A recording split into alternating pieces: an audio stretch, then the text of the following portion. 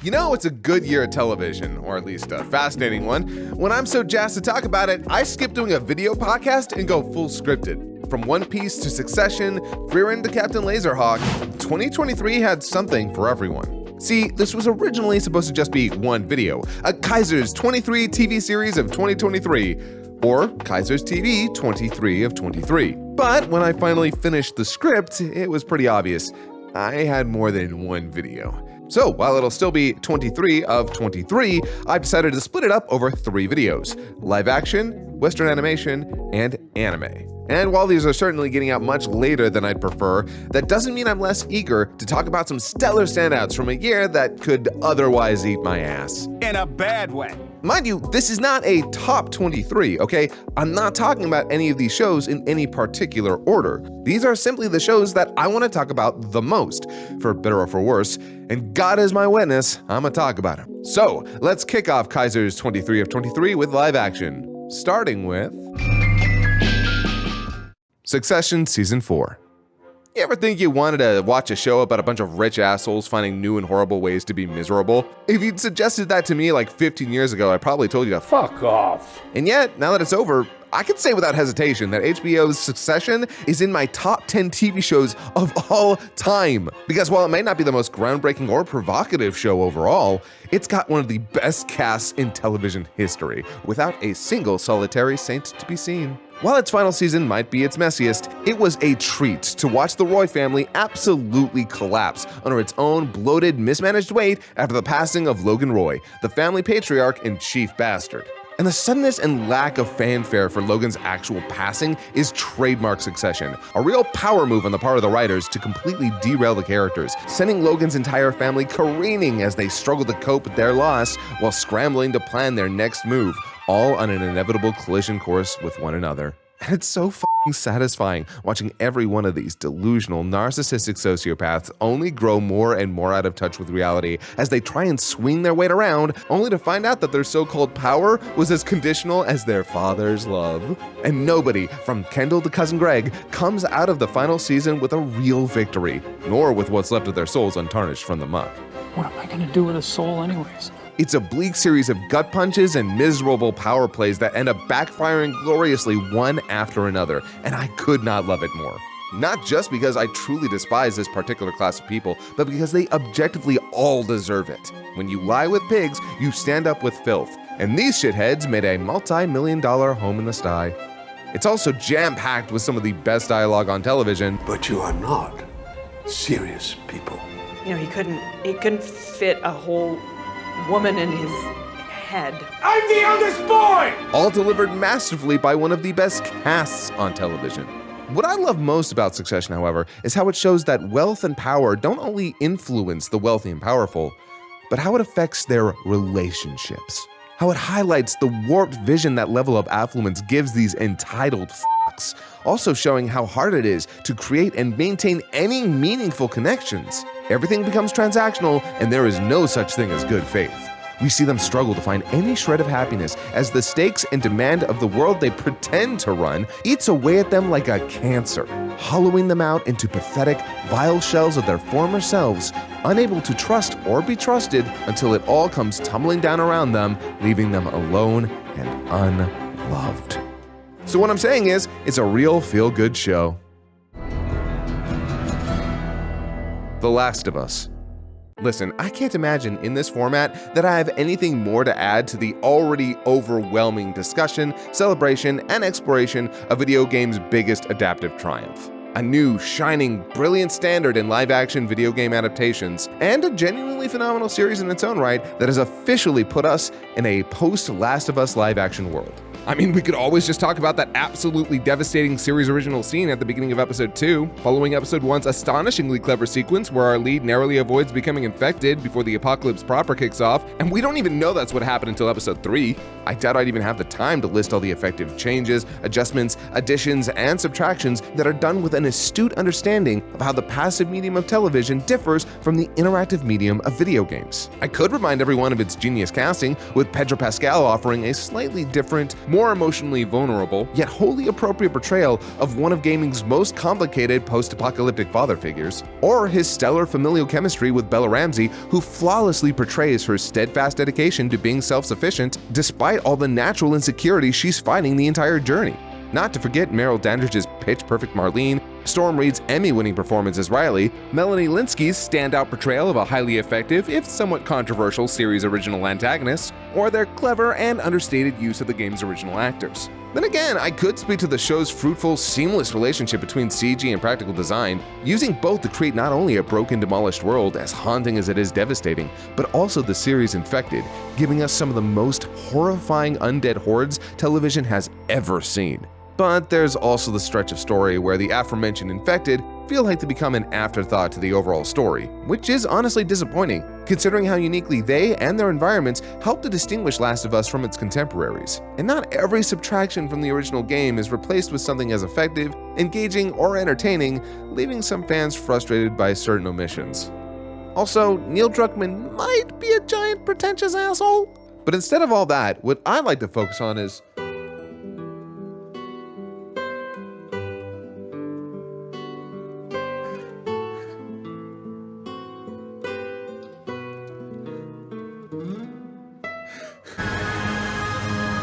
Loki Season 2.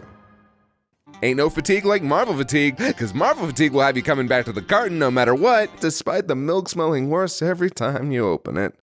Phase 4 was kind of a disappointment, while Phase 5 is out here fighting for its life. Between COVID, problematic actors, catastrophic switch-ups in management and scheduling, consistent and unfettered abuse of visual effects artists, a blatantly arrogant oversaturation of the market, and a series of subpar films with the occasional gem, all struggling to build any momentum whatsoever, I have officially given up on the Marvel Cinematic Universe pulling out of this nosedive. Because in my opinion, the plane has, scientifically speaking, been launch pad McQuacked. And while I genuinely feel terrible for all the creatives who gave it their best, I can only wish them luck and parachutes.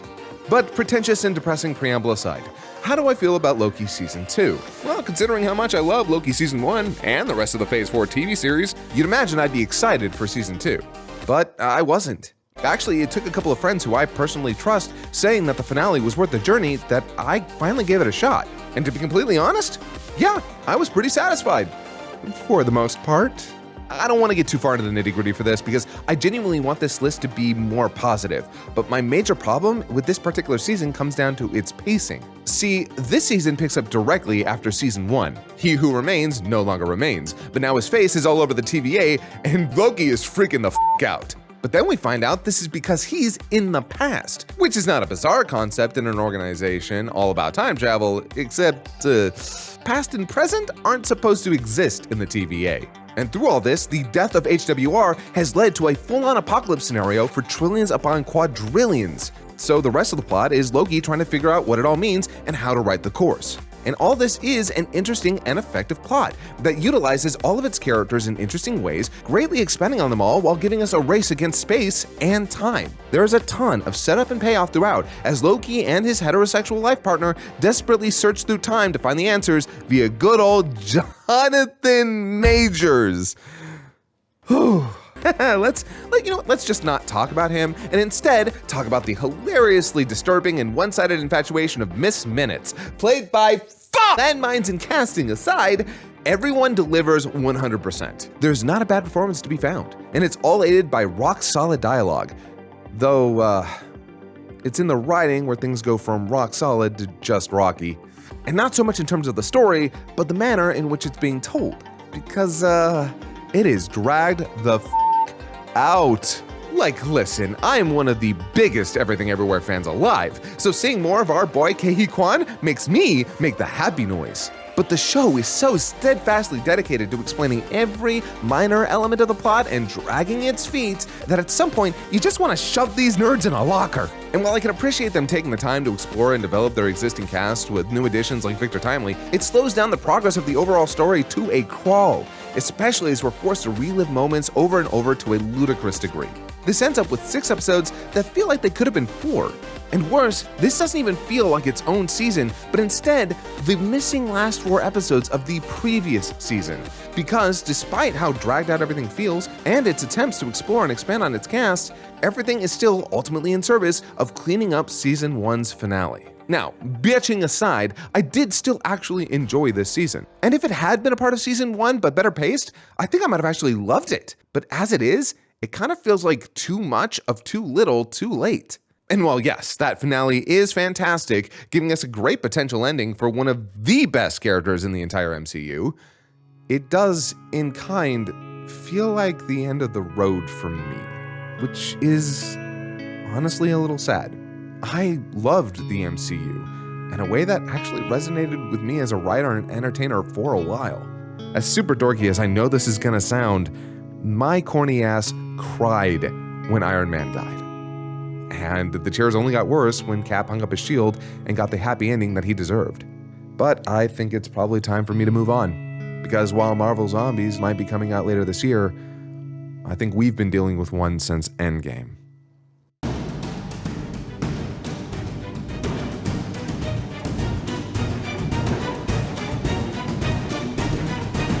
This video is brought to you by HelloFresh! Yes, Daddy! If you're like me, when you're feeling hungry, you want some food.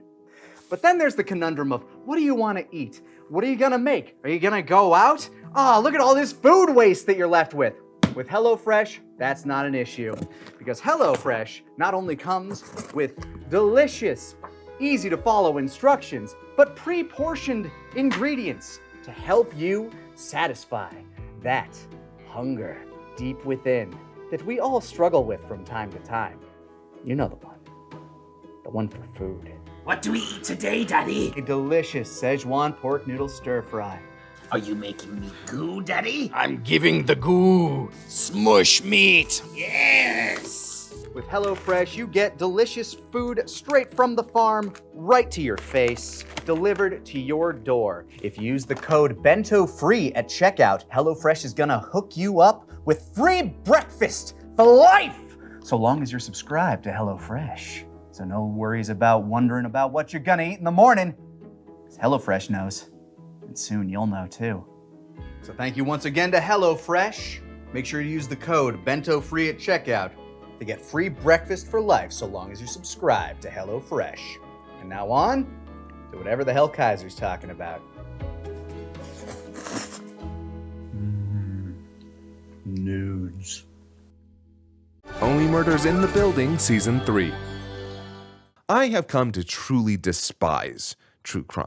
So, when I heard about Only Murders in the Building, a mystery comedy about 3 people brought together by the genre, only to start their own true crime podcast in light of a real murder in their Upper West Side New York apartment building, I was skeptical. Despite the fact that it headlines Selena Gomez, Martin Short, and Steve Martin, which is just a delight of a cast right out the gate. But after season 1, I was hooked, and a big part of it is the chemistry of these 3 actors. I absolutely adore these goofballs, and the way they stumble, bumble, and crash into, and often through, their many mysteries. The tone straddles the line between taking itself seriously and having fun with its own absurdity, while slowly giving us the clues to piece the greater puzzle together. But while seasons 1 and 2 are both highlights, we're talking about season 3, and it is a noticeable step down. Now, straight up, I recommend all 3 seasons. It's over on Hulu, and you'll be able to tell pretty quickly whether or not it's for you. For me, though, season 3 feels like the show is struggling to grow organically. And this is seen by how their changes to the status quo only serve to hurt their well-developed and effective dynamic, unable to replace it with something as satisfying. The team is split up more, the podcast takes more of a backseat to the narrative, several great characters from season 2 don't make a return or are even mentioned, and the characters are all busy with their new love interests, none of which are really all that interesting. Which is hilariously ironic, as these characters are effectively written out by the end of the season, meaning we spend it exploring these new relationships only for the writers to leave it out for themselves at the very end. Should any of these characters be poorly received, or the actors playing them unable to return. And the overall mystery does feel like it's jumping through a few more hoops than usual, as it struggles to keep things fresh and the audience from catching on too quickly. And this is understandable. We've already had 2 seasons to really learn the show's rhythm and its particular tricks. It just doesn't quite stick the landing as well as its first 2. And while Paul Rudd is a phenomenal guest star for the season, and Matt incredible cameo is peak omit B. A lot of the other new characters just aren't as interesting. But as I said up front, I can still easily recommend the show and this season. It's hilarious, entertaining, and genuinely a treat that I think more people need to give a chance. The fact that it can be loved by both haters and lovers of true crime is commendable all on its own. Oh, and if you're wondering what kind of fan I am, Maybelline for life! Girl orders mezcal old fashions. We are kidding in this bitch!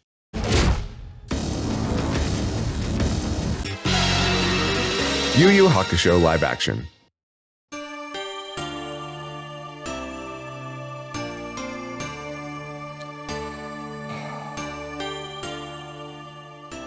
You know, I really love Yu Yu Hakusho.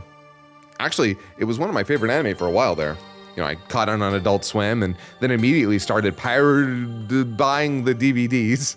And while I'm sure I'm not alone in saying that those first couple of arcs take a while to really ramp up the story, they do a lot to help introduce these characters in ways that fully establish their personalities, motives, and function in the plot, while allowing us to grow meaningful bonds with them as they grow bonds with one another. So what happens when you remove all of this so you can skip to the best part of the best part? In the past, I have said that you need to be careful when you cut fat. Fat is flavor, and while lean storytelling can sometimes be a benefit, you still want to feel like you ate good when all is said and done. But this doesn't just cut fat. The end result is so much bone, it's currently animating My Hero Academia. Look, I know I'm starting pretty negative right off the bat. I usually try and save my critique until the second half after I've tried buttering up all the people who might disagree. But unlike this show, I'm not getting your hopes up, because while it starts strong, the cliff it dries off of is so steep you will pass out before you hit the ground. The first two episodes do a serviceable job at retelling the first arc of the original manga, as it ticks off all the important plot beats and introduces us to our main cast. It's all paced surprisingly well, and the actual cinematography is doing a lot of work, especially in those action scenes, because George the Ogre on a cross. How often in a live-action anime can you say that without question, the action blows the source material out of the water? Because yeah, both fights in episodes 1 and 2 are stupendous, both in terms of hand-to-hand combat, but way more impressively, their use of environments. The ogre fight alone is damn near classic Jackie Chan, as he definitely uses the environment against a much bigger, much stronger opponent. And you know what? It's perfect for Yusuke. Actually, across the board, the creators do a straight-up brilliant job of giving the cast very distinct fighting styles that help to highlight and diversify their characters. Yusuke utilizes a lot of wrestling moves and relies heavily on his surroundings. Kurama focuses on ranged attacks while utilizing his plant abilities for both offense and defense. Hiei uses his insane speed to close distances and dodge as he finds openings he can exploit with his sword, and Kuwabara loses! Yep, he just loses. Doesn't win a single fight in the entire show. All this bluster about how hard he's working, how he has to grow stronger to protect his friends, only for him to barely not die against Elder Toguro before getting sacrificed, but not really for Yusuke. Mind you, winning fights does not inherently make a character good or the writing better, but it feels incredibly frustrating to see a fan favorite constantly get sidelined like this, while the other three get these amazing fights. It would feel more acceptable if the showrunners had written a real, believable friendship between him and Yusuke, but the best we get are illusions to that bond. Lip service meant to evoke their original relationship, but not actually develop it. Across the board, characterization is about as hit or miss as its costume design. Yusuke and Kuwabara are standouts in terms of the latter, nailing the look of their characters respectively, but while Kuwabara gets to explore the full spectrum of human emotion throughout the show, from goofy to good boy, baby girl to badass, Yusuke is permalocked into this oddly dour expression, but even his resting bitch face can't fully commit, and he's never really portrayed as that morally nebulous punk that originally defined his character early on. He's just boring.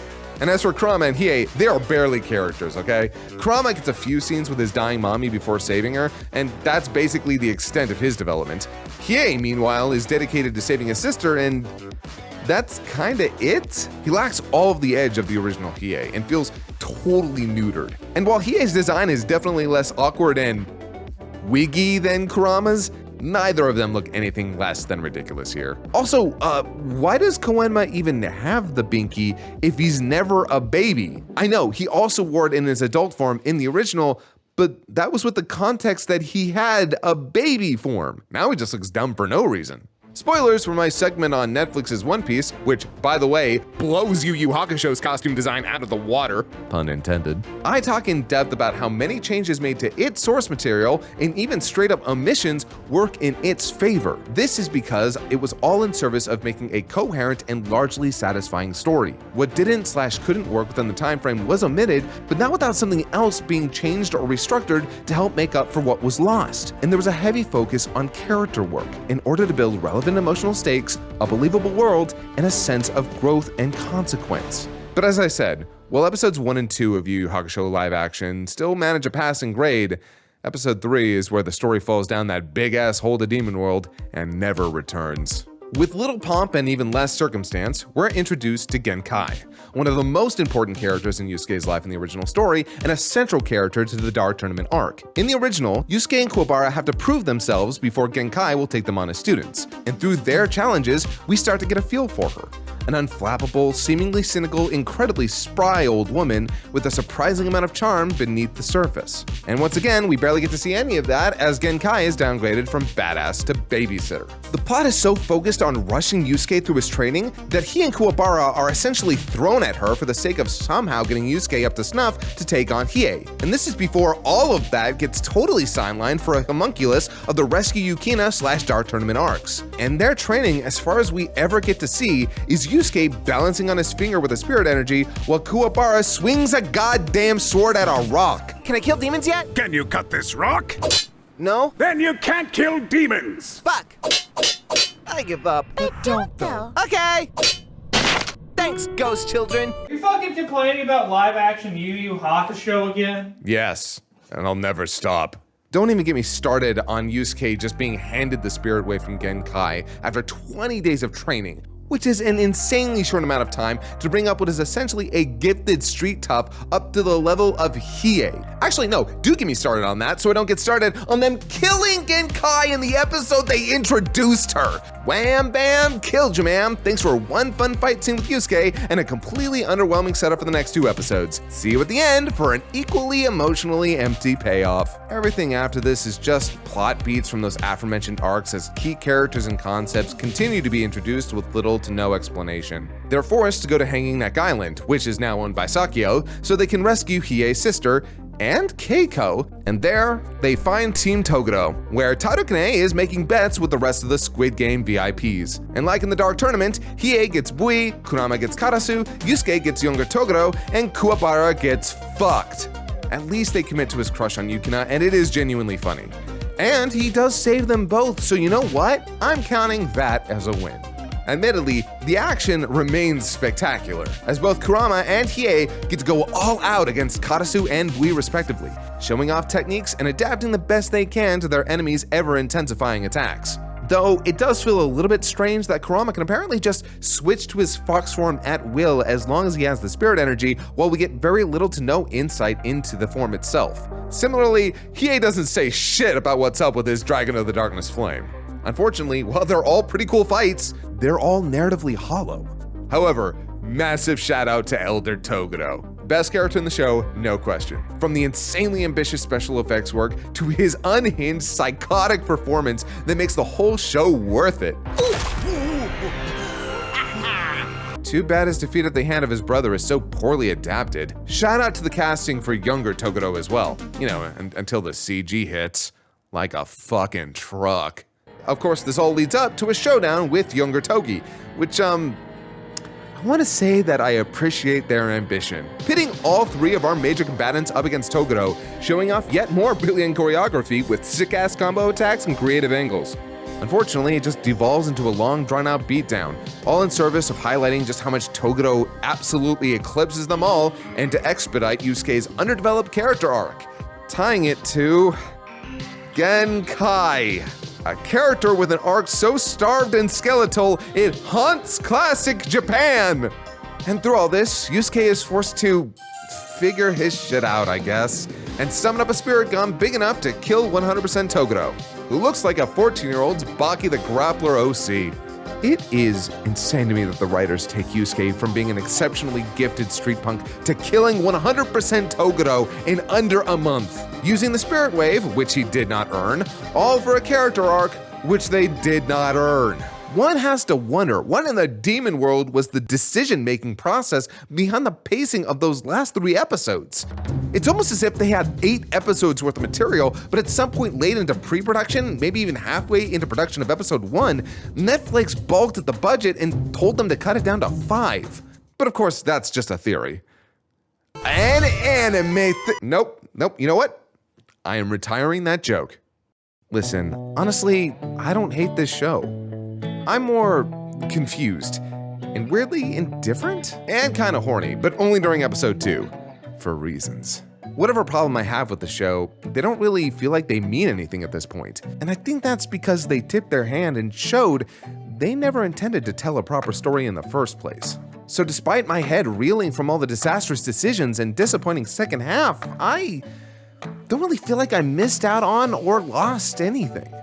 This feels more like a classic OVA, but live action, where it was just made to sell VHS tapes and manga volumes. But the truth is, we never needed a live action Yu Yu Hakusho. The manga and anime are still awesome, and hey, now we have some cool fights to watch on YouTube. I just hope that the team responsible for the action keeps getting work, especially on something original. Although I guess if it has to be based on a manga or an anime, maybe that My Hero Academia live action they're working on. Or that live action Naruto movie. Or hey, maybe just join One Piece. Imagine the power of Yu Yu Hakusho's action and One Piece's everything else. They'd be unstoppable. Hey, and speaking of One Piece live action. Did you know I've been following One Piece since 2002? I started watching it via bootlegs I bought at anime conventions, where the subtitle is called Luffy Rufy. Fast forward 22 years, and here we are at over 1,000 episodes, over 1,000 chapters, and now a live-action adaptation from Netflix. A company that prays to Chumbawamba as it continues to get knocked down and yet get back up again as it tries to make live-action anime work. And as someone who genuinely despises most attempts made at adapting stories from a medium that relies heavily on artistic exaggeration and surrealism, I will give credit where it's due. One Piece live action is the most fun I've had with a live action anime adaptation since Netflix's Death Note, but obviously for vastly different reasons. Let me be the first critic in the world to ever say that the set design in this series is positively astounding, doing wonders to immerse you in its world. Combined with some solid filmmaking, impressive special effects work, pitch-perfect casting, and some clever changes made to the plot, and the end result is a solid, enjoyable adaptation. And while characterizations don't exactly line up with their manga counterparts, the performances across the board range from acceptable to stellar. And when it comes to the action, it might not exactly be Netflix's Yu Yu Hakusho, but it's definitely not Netflix's Cowboy Bebop.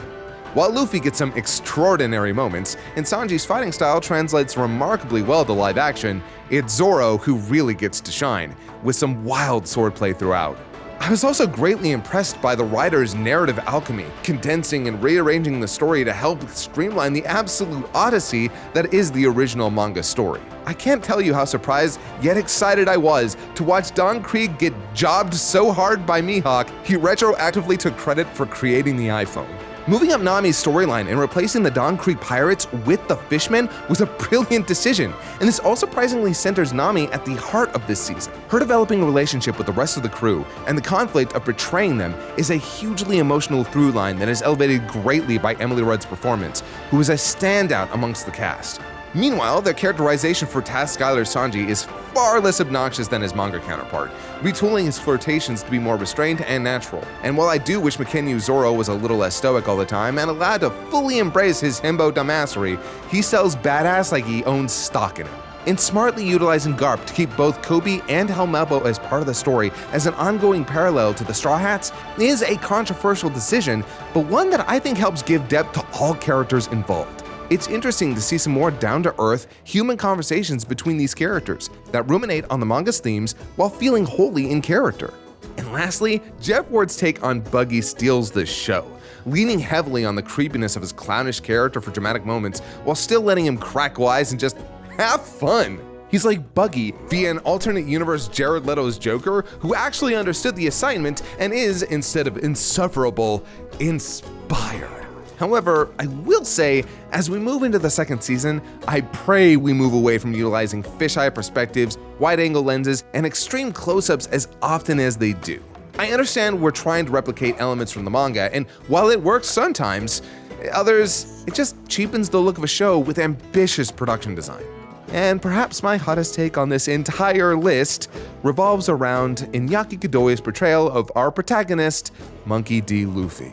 A character he ostensibly understands if his interviews and personal sanction by Oda himself are any indication, but one he sometimes falls short of fully realizing. While I definitely appreciate the attitude he brings to the character with cheerful enthusiasm, boundless spirit, and fierce loyalty all on full display, his performance is also littered with odd line deliveries, curious creative choices, and questionable direction. He often, ironically, struggles to bounce off other characters, especially during dramatic beats. An example.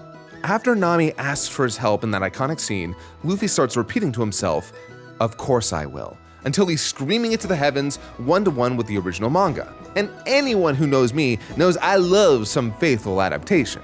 But honestly, that moment of anger and determination before the scream was one of the most compelling and captivating moments with Luffy in the entire season, only for the scream to fall flat for me.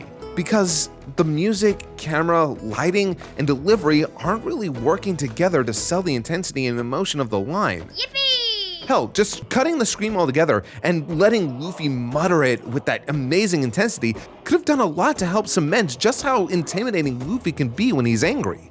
Also, speaking of that scene, I do appreciate how they try and recreate the moment where they all team up together to turn Arlong Park into the Tsukiji fish market, but it's hilariously cut short by their big badass team up being immediately interrupted with the shot of the town being burned down. I also feel like the showrunners could be doing more to give a better sense of size and layout of its locations. Sometimes they have effective establishing shots that give you a real sense of scale and understanding of where a scene or even an episode is taking place. But there were at least a few times where I felt dropped into a new location without a full grasp of what all of it looks like. A big example for me is in the adaptation of the Orangetown arc, where Nami walks outside to see the city has been destroyed. But we never really get to see the full scope of the destruction. We just see some wrecked houses, but that's it. We don't even get to see a full shot of the circus tent. I think a single wide shot showing more of the town would have sold this devastation significantly more and given us a better understanding of Buggy's threat level. Instead, all we get is a taste. I do also hope that they figure out how to give Luffy's action scenes a little more snap and dynamism. The speed and impact of his attacks in the anime were a highlight of his power set, and that often feels like it's missing here as either the budget or the boarding falls short of our leading lad. And lastly, stop robbing my boy Usopp! An entire episode was dedicated to his arc, only for him to not take part in defeating Kuro or his crew. Jacob Gibson is fucking nailing it with this interpretation of Usopp, but it takes until Arlong for him to finally get a real badass moment. But to be clear, these criticisms are out of pure love. I think this series has a lot of promise, and audiences obviously do as well. It did primo numbers on Netflix, and I'm genuinely happy for it. I also hope to see it continue to grow and improve. I cannot wait for the next season. And I'm also damningly curious to see what in the ever-living fuck they're gonna do with Chopper. And there you have it, the 6 live-action shows I watched in 2023. Yeah, I know, okay? I need to watch Our Flag Means Death, The Bear, Gen V, Poker Face, Beef, Reservation Dogs, and I'm only halfway through season 2 of Barry. And I'll probably get around to half of those, hopefully. God, I haven't even started Peacemaker yet. But hey, next time we're covering Western animation, and it even comes with a bunch of honorable and dishonorable mentions. And hey, I'd love to hear your feedback and your opinions on these shows down in the comments. Against my absolute better judgment, I have been known to read and even reply to the comments section. And hey, make sure to like, subscribe, ring that bell, all that crap. And until next time, stay safe out there. And thanks for watching.